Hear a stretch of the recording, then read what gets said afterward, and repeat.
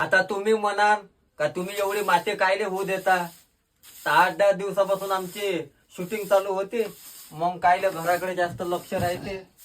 म्हटलं घेतला फळा आणि झालं चालू. आता आमच्या मॅडमने तर आम्हाला आराम करून द्या लागे.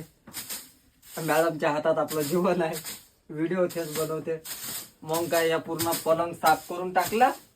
बघा, आज आमच्या मॅडमने घराची साफसफाई करायला सांगितली. आता हे गादी बाहेर घेऊन जातो, हिला उन्हामध्ये वाळत टाकायचा आहे. मग निघालो हे 2 लोड घेऊन. मी म्हटलं आता काय लोड घ्यायचा, चलो अमरेंद्र बाहुबली यानी की मैं. हे घेतले 2 लोड, ठेवले इथं. हरभरा सकाळचा वय लय खातो मी हरभरा. आता माझी बहीण आणते हरभरा, मग काय आपल्याला आवडते. ठेवून दिला इकडे. या कचरा जमा करून टाकला. मी म्हटलं आज तर घरच्या कामच करायचे आपल्याला. लोड झाली, गादी टाकली, आता बाकीचं सामान घेऊन येतो. झाली आता थंडी खतम. आता कायले ब्लँकेट लागते. चलो झाला उन्हाळा चालू, चला.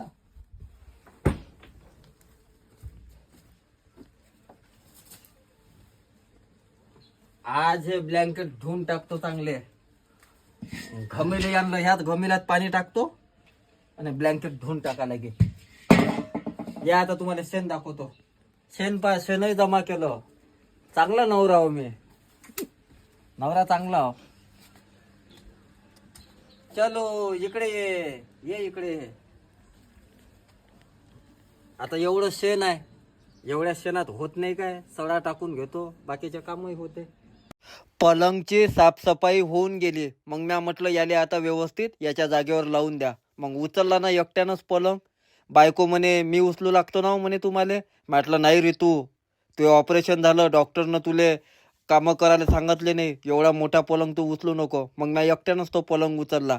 मग कधी ह्या साईडनं उचलला तर कधी मग त्या साईडनं. एकटाच तिकडे चालला जात जाऊ. ते म्हणे हात लावतो, म्हटलं हात नको लावू, ते ऑपरेशन झालं विनाकारण कायले. मग आलो इकडल्या साईडनं. म्हटलं बसा तरी तू एकच साईड राहिली, हे उचलले का आपला पलंग व्यवस्थित जागेवर लागून जाते. मग लावला ना जोर, मग केला बा पलंग व्यवस्थित.